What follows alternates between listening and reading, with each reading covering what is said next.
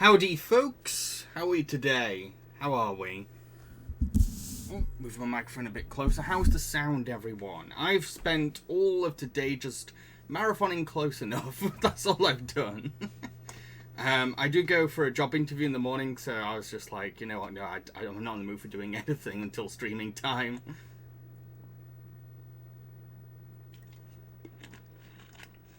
Sound is good? Excellent. Everyone's talking about Breaking Bad in chat. Sent for Suto, what counts as a sidekick? I'm talking about hero sidekicks, so like supporting characters that are always tagging along with the main hero. That's as far as I'm going to really say. I don't want to get pedantic about it. That's this on a surface level. That's what I'm counting as a hero sidekick. So yeah, how is everyone today? Trying to catch up with chat now. Don, this weekend my family and I are gonna watch Wolfwalkers. Awesome. That's pretty good. It's always great to share a film you love with your family. Mad Max, pretty good. Ever watched Breaking Bad? I watched the first 1 or 2 episodes and then I stopped. It just wasn't my cup of tea, I'm afraid. Don, I'm good, but I'm very bored. But all is well. Aw, I hope the stream entertains you. Then hope it brings you some smiles, or whatever. Just good feelings, good vibes. I don't know what Lister Rimsey's on about. With really, you can watch anything without some sort of reference to it a few years ago. I don't know what that's talking about. Sorry, you have to explain. Don Blue, sometime in the week I'm going to contact Cartoon Saloon and try to get an interview. Ooh, good luck with that. I'd like to go to Ireland and actually get a tour there. Do a tour video. But I can't make any promises. That's definitely something I want to start doing after being fully vaccinated, is do some tours of either filming locations or studios. I'd love to do more of that kind of stuff. Because I'm just kind of... With a lot of the videos I'm making nowadays, I'm just stuck inside and I just want to get out and live more. I think I'll bring my camera with me while I'm doing it. Listy Rimsey, I was talking about Breaking Bad and how I thought it was strange Don Bluth hadn't heard much about it. Oh, right, okay. I thought there was a reference to the topic of this stream. I was like, wait, what? So yes, I'm going to be talking about my personal top 5 Disney hero sidekicks. I decided to narrow it down to hero to make it a bit more specific, let's say. Rosette's 12. Do you have a favourite live-action Disney adaptation? Mine is the 2003 adaptation of Peter Pan. Well, I think the 2003 film wasn't involved with Disney. I don't think Disney had anything to do with it. I might be wrong. I get the feeling Disney didn't work on that. But live-action Disney adaptation... Oh, do you mean yeah, again, I don't know what Disney had to do with that. But live-action Disney adaptation... I'm not the person for adaptations because I'm not good at reading. I sound like a complete monkey brain for saying that. But, like, I don't know what it is. I've never known why, but as I've gotten older, I've lost the ability to have the right attention span when reading. It might be because I'm just so obsessed with films. And when it comes to novels, I tend to just put on an audiobook. Have someone else read it to me because I don't trust myself. Mad Max fan 2021. Ever seen the film Casino Royale? I've only seen one James Bond film, the one everyone hates, Die Another Day. Okay, let's get this blah blah blah blah blah stream. How did I forget what I was even doing? Let's get this stream. Let's get the stream going. And we're going to talk about my personal top 5 Disney hero sidekicks. What could they be? Ooh, it was very tricky. It was very, very tricky. It took me a while to kind of narrow it down to 5, but definitely definitely pleased with what I've picked. Definitely, I'm quite sure, yeah, this is what I'm going to go for. Okay, so, for number 5 of my top 5 Disney hero sidekicks, I chose Magic Carpet from Aladdin. Even though Magic Carpet is this faceless rug, the animators give him so much personality and depth, thanks to the nuanced curls of his fabric and the clever use of his tassels for hands. Magic Carpet's entire character comes vividly to life. He's introduced as this shined, lonely, sentient rogue who is so socially awkward that he resorts to teasing Abu to get his attention. But as the movie goes along, his new friends bring him out of his shell and he becomes one of the most important characters in the film. Not only is he vital to helping Aladdin freely travel around in his adventure, but he also helps our heroes to escape dangerous obstacles and plays a huge part in Aladdin's attempt to romance Jasmine. Even though he has no distinct facial features, he wins the audience's hearts because he's so supportive and heroic, but also feisty and playful. So yeah, what does everyone else think of Magic Carpet from Aladdin?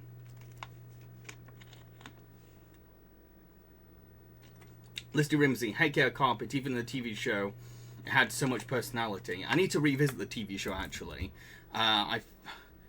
But I can't find it anywhere. I thought it'd be on Disney Plus, but it's not. It's really strange. And it's not available on DVD anywhere. So I'm like, how do I watch it? And like all the other 90s spin-off cartoons, like Little Mermaid, Hercules, Timon and Pumbaa, they're all on Disney Plus. Why not Aladdin? Zelda, I always used to imagine my grandma's carpet rug being alive. Oh, that's really sweet. Computer Guy, the drawings on carpet are also really interesting. They are, yeah, it has this fantastic pattern. Hello, Whiplash. Mad Max, haven't watched Aladdin in a while. Neither have I, actually. I think I got to a point where I had to keep watching it for different topics of videos, and I was like, just take a breather or you're going to get to a point where you don't want to watch this film anymore. So yeah, I've kind of put it aside. I'm going to come back another time to it. But Magic Carpet is a very memorable part of Aladdin. Whiplash, loved your Aladdin review, by the way. The opening skit with the evil genie was hilarious. Glad you liked it. I'm very proud of that skit too, myself. Don Bluth, Carpet was very chill. He was, yeah. He seemed really relaxed. Even though he had this kind of like silly side, he could also have those little quiet moments. Like when he's, I think there's a scene where he's playing chess with Genie. It's a really little character development moment that I love, that I like, that really sticks out. Like it has no bearing on the main story, but it's just this little moment between these two characters that says so much about Carpet and Genie. Computer Guy, there's the whole movie story drawn on this dude. A tiger, swords, fire, snakes at the center.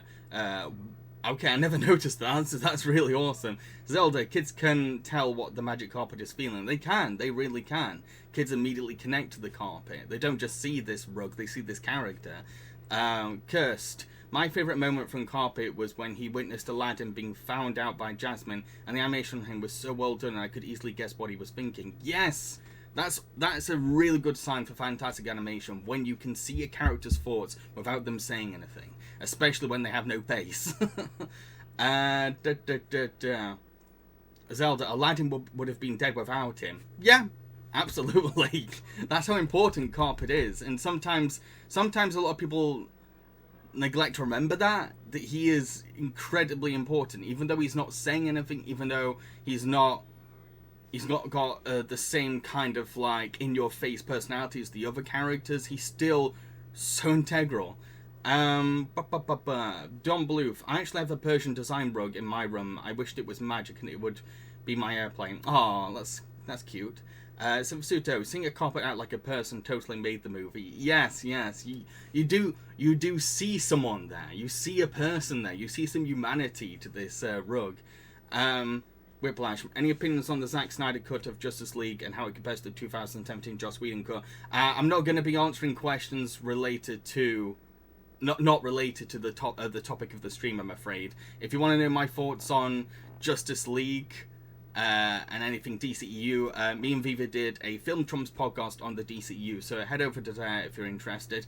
Listener Room, I was probably the only child that knew Genie was being Ronnie Dangerfield in the chess scene. I didn't know, and the thing was that I did grow up with Rover Dangerfield. It never clicked though, it never clicked. And it was only when I got older and I started to like study great comedians, because I wanted to get into comedy myself, I was like, Listener Room said, G implies the carpet is thousands of years old too. What is it made of? Well, his magic could be made of some kind of magic fabric. Zelda, and it can beat Genie was losing to it, so it's smart. Magic carpet is super smart, super clever. I like that the magic carpet can think on its own. It's not just following whatever Aladdin is saying. There's a part where Aladdin is struggling to kiss Jasmine while stood on magic carpet, and magic carpet just raises itself up, and that little moment can say so much. Love it. Love it to bits. Okay, so I think that's all that can really be said about magic carpet. Listener, carpet is the ultimate wingman, pun intended. He is, he really is. Okay, so we're on to number 4. Who is number 4 on my top 5 Disney hero sidekicks? It is Archimedes from The Sword and the Stone. Archimedes stands out in the Disney sidekicks roster because he's not your typical cheeky comic relief, but rather this stuffy and grumpy bird who has no time for trivial nonsense. However, even though he's quite snobby, he can get very passionate at times, especially when it comes to classical education and the art of flying. So he doesn't switch off from everything.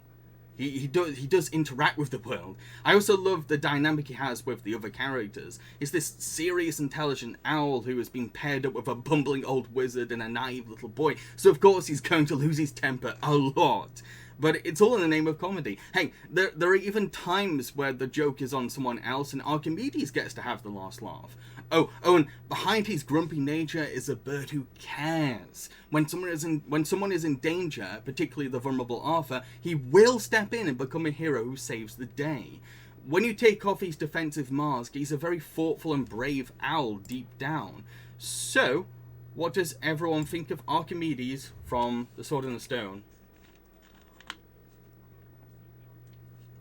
Yes, credit to Randy Cartwright for the animation for Magic Carpet. So again, any thoughts on Archimedes?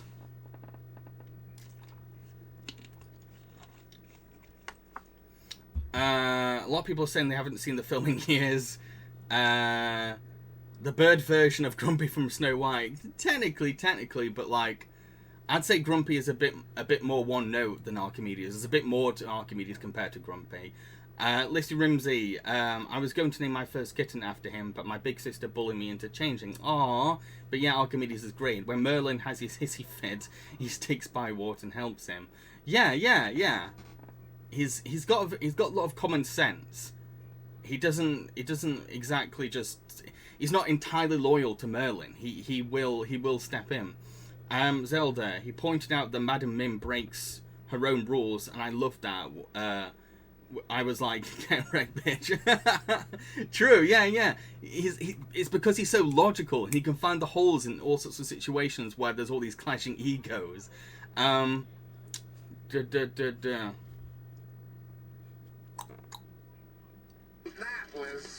you for following Barney's 50.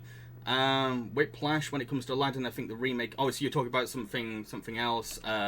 If you like the remake, good on you, but I think the animated film is far more superior. And I just find any live-action Disney remake to be incredibly sterilized, boring, and soulless.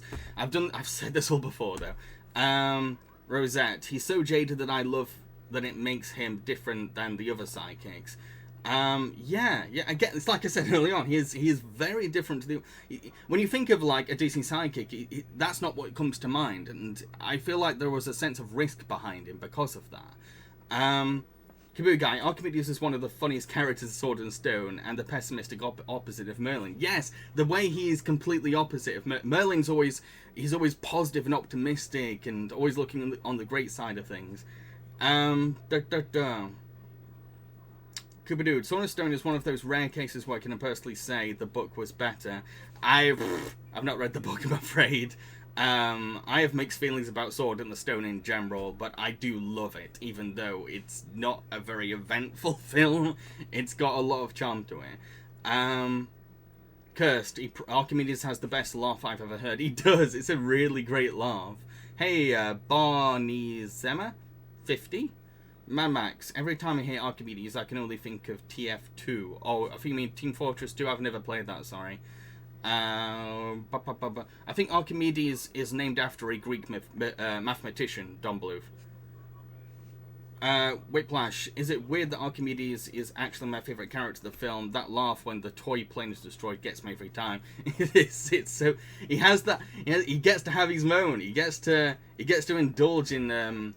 Merlin's failure, because Merlin is always constantly confident, always thinking I can do anything, and like there's a part of Archimedes that takes pleasure from him not living up to that bragging, and I like that a lot. Kuga, I like the Sword and the Stone a lot. It reminds me of my childhood. It's same. It's very nostalgic for me as well. So yeah, anything else to say about Archimedes, folks?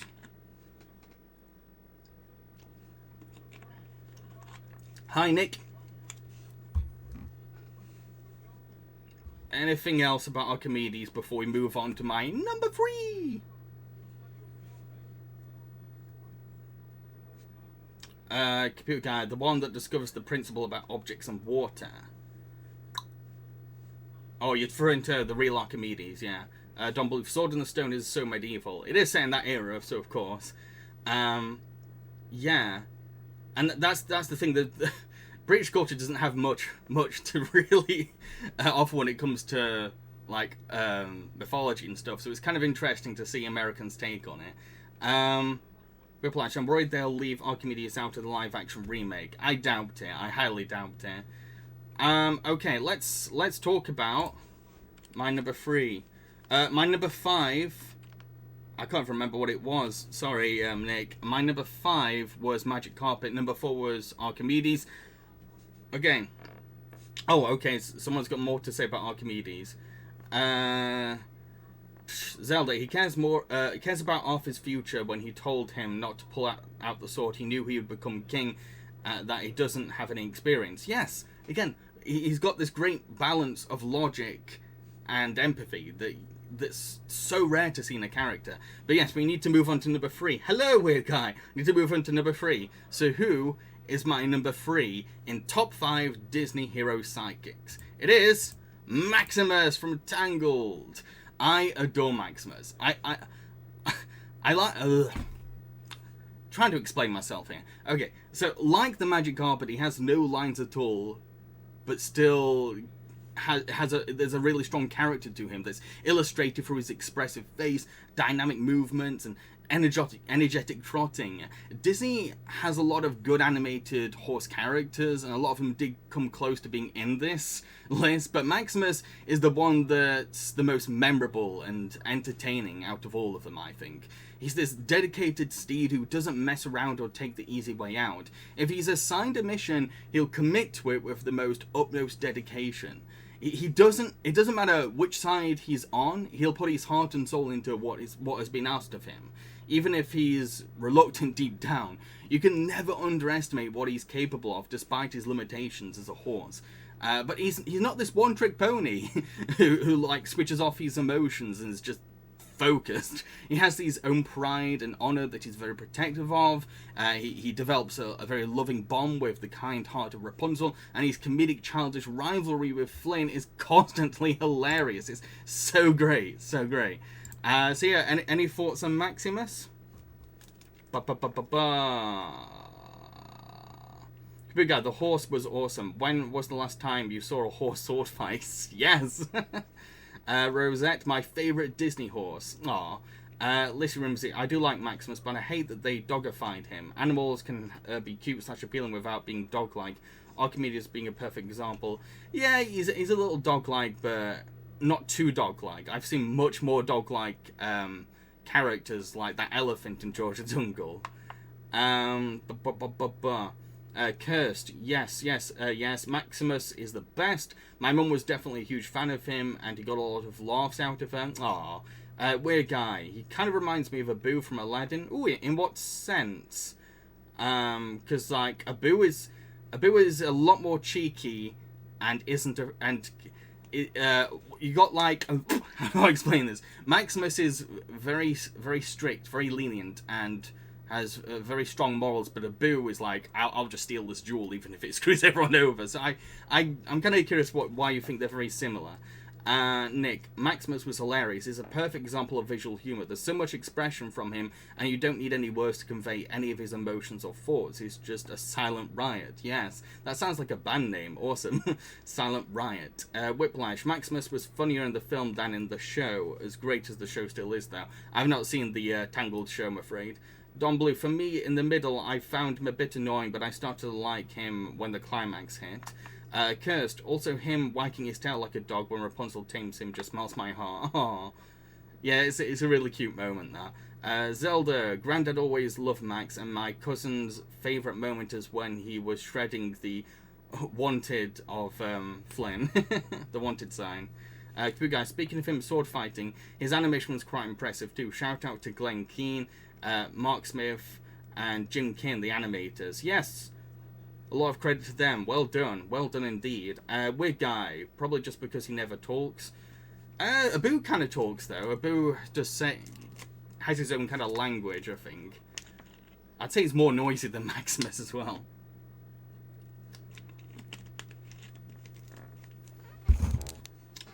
So anything else people want to say about Maximus before I move on to my number 2? Anything at all?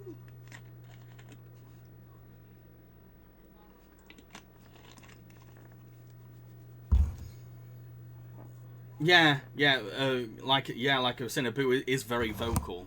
Like, not much of his character depends on his expressions. It's important, but like I'd say the vocals, Frank Welker's vocals, fills in a lot of space as well.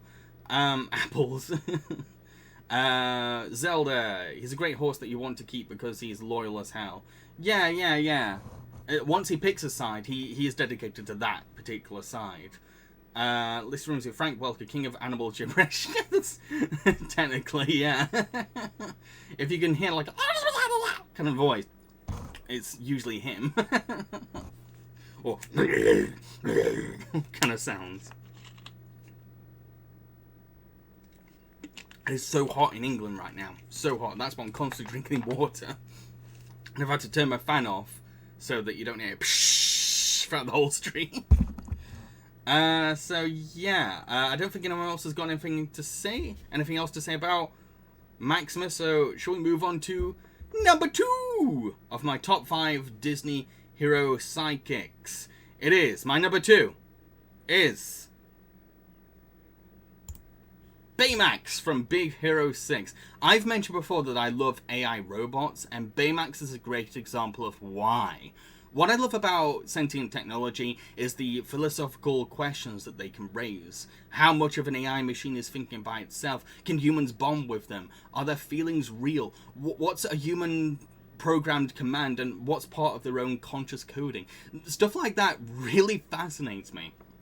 The very idea behind Baymax is completely pure and wholesome too. He's this nurse designed to heal and protect those in need. Part of his behavior comes from Tadashi's robotics programming, but there are also times where he'll self-express, be aware of his surroundings, act playful, and show sympathy to others.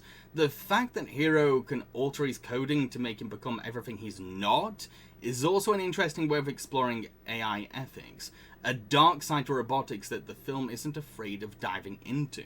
Baymax isn't your typical, stereotypical, like, beep boop, I'm a robot kind of AI character. He's sincere and complex, serving as Hero's best friend, a heartwarming descendant of Tadashi's values as an engineer, and a vessel for the film to explore, to like, make deep statements about robotics. So what does everyone else think of Baymax from Big Hero 6?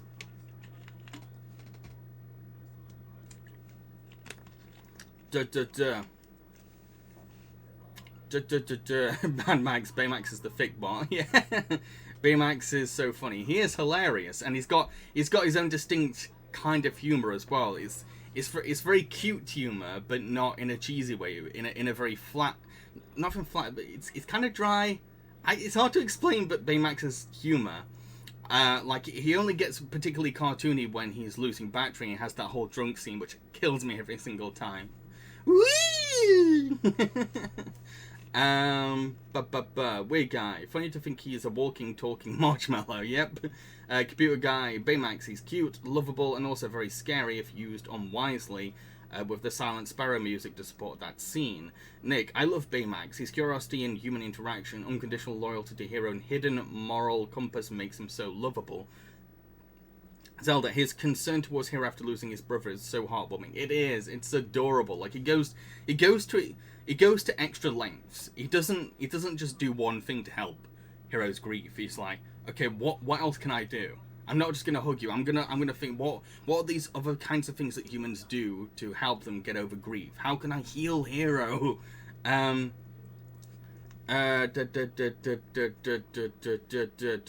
just lost it. Everything in chat. Where am I? Computer guy. I'm satisfied with my care. Oh, Harry baby. Zelda, he should be an Avenger. Possibly, yeah. You could make him in a live action cinematic universe too. Computer guy, seriously, one of the rare DC films that managed to make me cry a little. Same. Mamax, we fell out of a window. Cursed. I love his program statement, I'm satisfied with my care, because it's thematically used at certain emotional beats in order to leave an impact. Yes, absolutely, yeah. It follows like the 3-step beat. Rosette, I need a minute to reinflate. He's at the heart of the film, and in a way, the most important character. He is. Baymax is what kind of brings everyone together, in a sense. And it becomes like the mascot for the team. Whiplash. I was moved by sacrifice at the end of the film, and I think it would have been a more adult message from Disney if he stayed dead and wasn't able to basically be rebuilt. It doesn't ruin the ending for me, though. I think I've grown to forgive the ending because he is a robot. Robots can be rebuilt. While I am very passionate about helping audiences to accept grief, I feel as if that leaving him dead, particularly when he can be rebuilt as a robot, is a bit cruel. It would have been quite cruel to Hero because he's already lost his brother, and he's already had to get over that.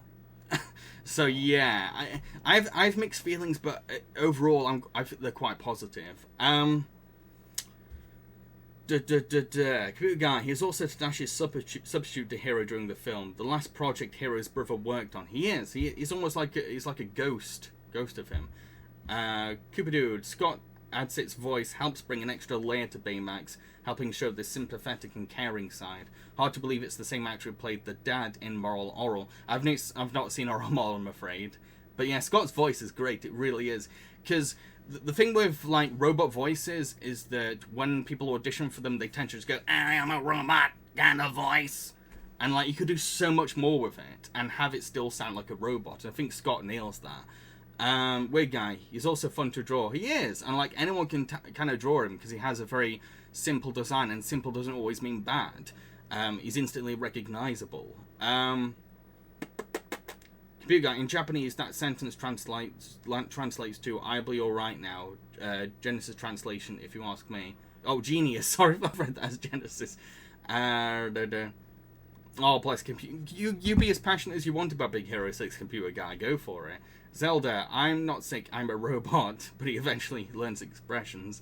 Don Bluth, Baymax is so likable. He really is. He's just so lovable. So damn lovable. I was lucky as well because I think there's a photo of this somewhere on my Twitter or Facebook, but I once came across a giant Baymax outside of a sushi restaurant one time. It was really weird, but like, and I got to hug Baymax, and it felt like I was hugging Baymax because of the texture and stuff. So yeah, I do wish Baymax was real. Listrum's, I like how originally his design is soft and his face is a bell. Ooh, I never realised that. Yeah. Which kind of makes sense because when you think of like AI technology, there's a sense of notification, letting their users know certain things. So a bell fits. Computer guy, another quote that always gets me emotional. Tadashi is here. That's the bit that gets me. That's the bit that gets me. Don Bluth, I want him to be my personal doctor. Also at the end made me cry. Lissa Rumsey, Tadashi is here reminds me of Rafiki in Lion King telling Simba that his father is here. Yes, yeah. Cursed. Oh, such an adorable story. Okay, I think we've all got the whole Baymax love out of our systems now, and I think it's time that we talk about my number one.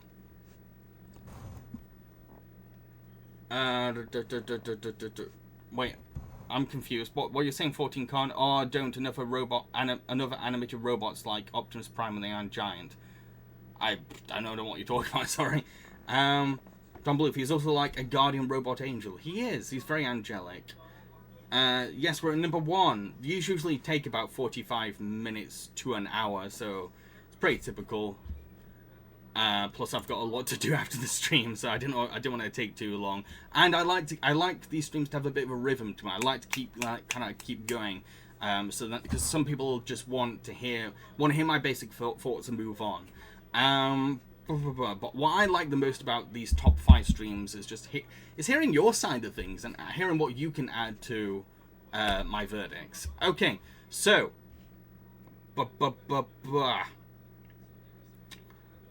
so who is my number one favorite Disney hero sidekick? Before I announce this one, who do you think it is? Have a guess. I'm always curious what people think it might be.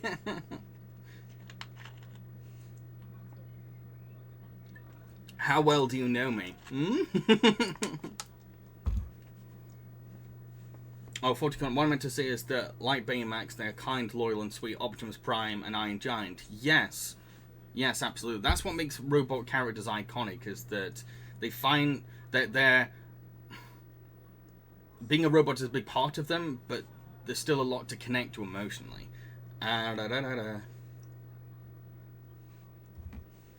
Sebastian, Mushu. Well, guess what? It is Mushu. It is Mushu. I adore Mushu so much. He's sassy, quick-witted, and energetically upbeat. He's more than just Mulan's comical sidekick. He becomes this paternal figure and supportive best friend for her undercover mission. He's technically Mulan's family, and he does come to embrace that fact. It can be tricky to write a chatterbox character because they can end up becoming annoying if not done well, but Mushu's sharp-tongued sense of humour is a big reason why the movie's comedy works super effectively, especially when only Mulan knows that he can talk. He's first introduced as like this self-serving egocentric who only cares about proving his worth to Mulan's ancestors. But the more time he spends with Mulan, he comes to this epiphany that the war at hand is so much bigger than his own pride. He naturally grows into this brave soldier in his own right as he contributes to the kingdom's efforts and outwits the villains in his own silly ways. Love him to bits. So, what does everyone else think of Mushu?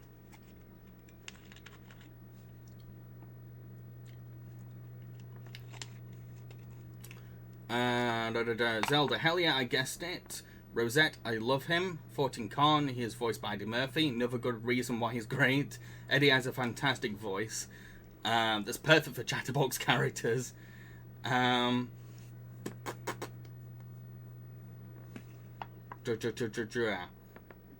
Max, haven't watched Mulan. Definitely encourage you. Wabo, did you hear about E10? I don't know what E10 is, sorry. Don Bluth, Mushu was Donkey before Donkey. Technically, they do have similarities, but I'd say Mushu... There's something a bit more fiery about Mushu, excuse the pun. And I'd say that Mushu is way more confident in himself compared to Donkey. Donkey's a very lonely kind of character, but Mushu is kind of happy on his own or with others. A bit of an ambivert. Could we do dishonor on you, dishonor on your cow? Some facility destroyed another dragon and got away with it. That's a good point. Whiplash. Yeah, everyone's just quoting the dishonor line. Nick, Mushu is hilarious, and a big part of that is due to Eddie Murphy's performance and how good his witty dialogue and snarky attitude. Listen, Mushu is more like Axel Foley, but for kids. Rosette, there is more depth to him than you realize at first, and gets some of the best lines. He really does have some of the most quotable lines in the film. Like that Zelda's got one, and my baby off to destroy people. Yeah, he does feel like a father figure at times, which is quite poignant when a lot of the film is about a father-daughter story. It's almost like Mushu is an extension of Mulan's father, in a way. Wiga, I like how loyal Mushu is to Mulan. He really is. And that loyalty becomes more sincere as the film goes along. Computer guy, Mushu is not as annoying as Donkey. Donkey is annoying in a fun way, may I add. That's not an insult. Yeah, Mushu...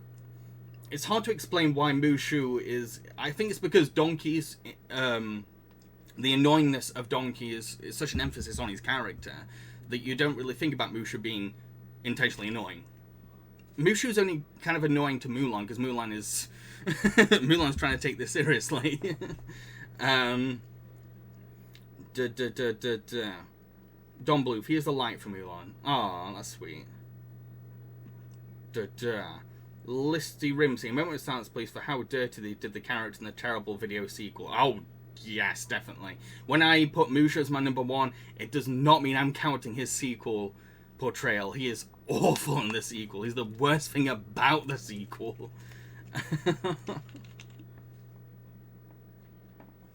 Okay. So,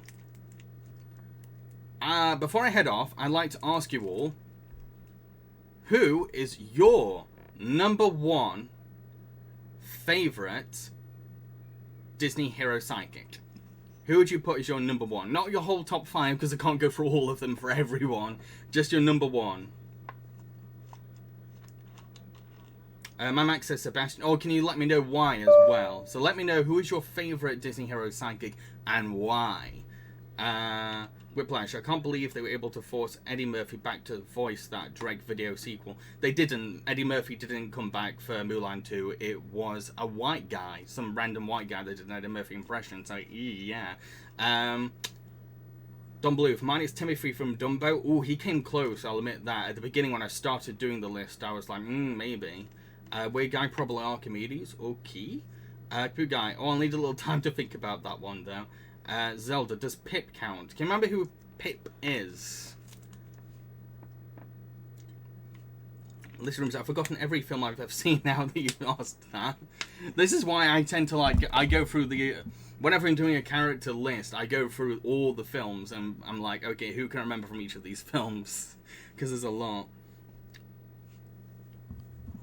Oh, Pip from Enchanted. Yes. Yes, Pip is great, yeah.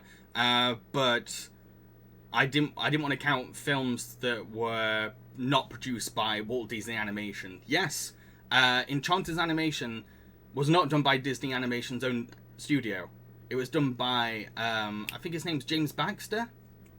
James Baxter, he's a really professional, iconic animator, and Disney was like, can you do the animation for Enchanted? It's strange. It's very strange.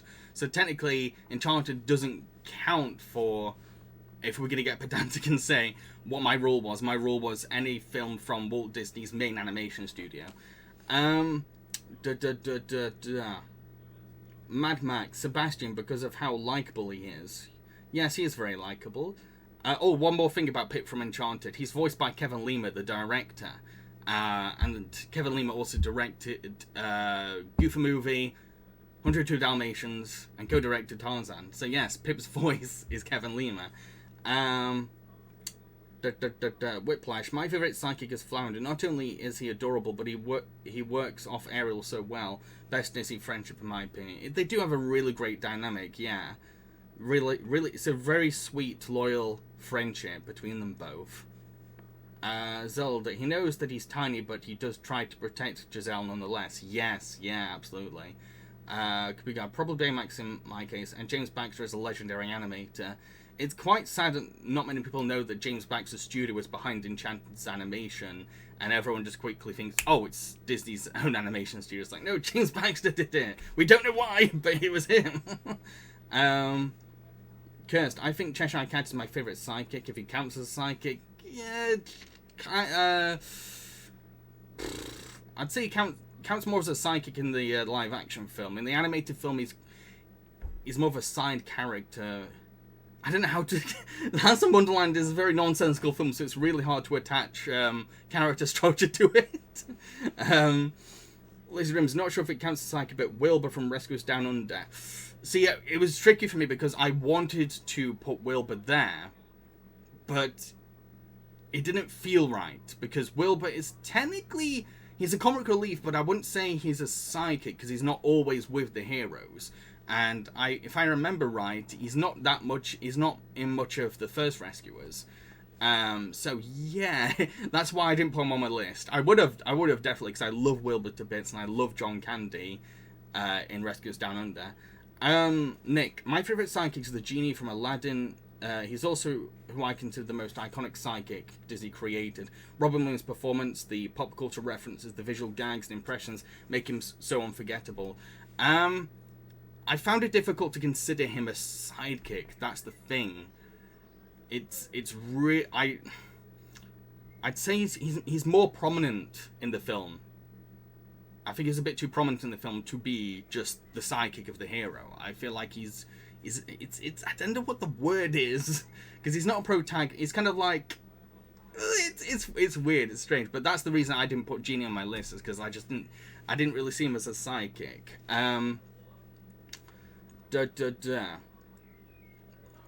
Some pursuit of Maui because of Dwayne Johnson. Maui's kind of a sidekick, sort of more of a best friend kind of buddy thing.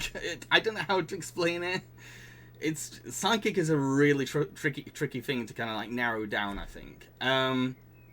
Whiplash, by the way, R.I.P. Samuel E. Wright, voice of Sebastian. He was 74 years old. Yes, very sad. For some reason, it's villain sidekicks that comes to mind first in my case, because I love Disney villains. Yes, there's a lot of memorable Disney. I tend to think of them as like minions or henchmen, though, rather than sidekicks, even though they technically are sidekicks. Zelda, Timothy is great. I see him like he's Dumbo's brother. Aww. Rosette, I love a lot of them, but some of my favourites aren't with the heroes, but the villains. Another person saying it, yeah. Senfusuto, Deuteragonist. I wish I could pronounce that better. I also have a hard time considering Baymax a psychic too. He's the Deuteragonist to me. It's tricky. It's really tricky to like narrow down what a psychic is, and I think that's because the definition of psychic in Disney animated films has kind of gradually changed over the years. What we consider the traditional Disney psychic is it's very different now. So it's so tricky to like work out what is a Disney psychic anymore.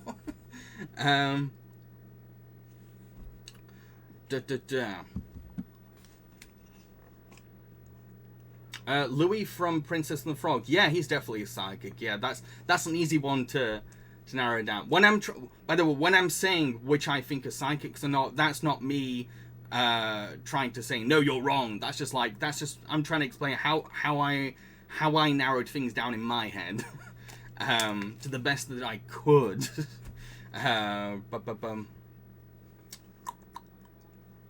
Guy, I also really like Vanellope and Wreck-It Ralph, but like Baymax, can't really consider her like a psychic. It's really tricky to know what psychic is anymore. No, I wouldn't be, I'm not counting MCU. Like I said early on, I'm only counting characters from their main animation studio, Walt Disney Animation. So yeah, psychics are really hard to narrow down. That's a big reason why it took me so long to get to doing this topic, because I was always like, what is a psychic anymore? what counts as one. It's really yeah, it's tricky. It's kind of tricky. Weird guy. Well, I like Lewis because he's easygoing and helpful to the hero. Yep, good reason. Whiplash. How about Baloo, sidekick of one of the main protagonists? Again, it's so tricky because I considered Baloo as well. I was like, is he a sidekick? Because he's not. When I think of sidekick, I think of like loyal companion who kind of follows the main character around. I think that's the best way of me describing that, and that's why Baymax ended up on my list. I think with characters like Vanellope, they're more independent, more individual. But then you've got characters like say Flounder or Abu, and like their main shtick is tagging along with the hero. That's how that was my mindset when it came to deciding what a sidekick was. Livestream, some sidekicks end up being bigger than the main character. Yeah, that can happen as well. It's tricky again. I did the best I could to work out who I would consider sidekicks myself. Sorry if I'm off, but didn't have much time to prepare. So yeah, I'm off, folks. Got a lot of work to do. I've got to finish the script and all sorts of jazz. My next video is going to be Gurren Lagann. Yes, that I've been trying to do that for like a year now. It's been really hard trying to get the script right for it. There won't be a quiz this week, I'm afraid, because I have a trial shift for a job. Yeah, but there will still be a SpongeBob stream. Yes, I'm going to try and cool down. I can switch my fan back on after the stream as well, so thank goodness. I'm sweating like mad. Hope you enjoyed the stream. That's the main thing. Hope you enjoyed yourselves. Hope you were entertained. That's the main reason I do these streams. They're not supposed to be like a vanity project or anything like that. It's just, what do you want me to do? I'll come on stream and do it for you for fun. Whatever you want, and I'll do the best I can for it. My main goal when it comes to like anything I'm doing is be entertaining. Don Blue, if it brought me joy to my day. Oh, that's great. That's fantastic. That's one of my main goals, is just bringing joy to people's lives and days, especially if they're going for something hard. Yes, okay, I'm off. I gotta go off. Gotta switch from my fan, which isn't even a very strong fan. You know, I've been thinking I might steal one of those Hollywood fans, you know, that they use to make storms in movies, just because I want one. Like, I might be blown out of my house, but at least I'll be cooled down. Donna, you're going to watch Luca. I'm going to try my best. I can't make any promises. It is listed on my schedule, but if a video takes longer, then I probably won't get time to do Luca. So it all depends on how long this month's videos take and how much time I have. It also depends if I get this new job. If I pass this trial shift, everything's going to change. Everything is going to dramatically change, and I think it's going to affect Twitch scheduling the most. Whatever, it's a lot to really think about. But I'll cross that bridge if I get the job. Anyway, I'm off. Cheerio.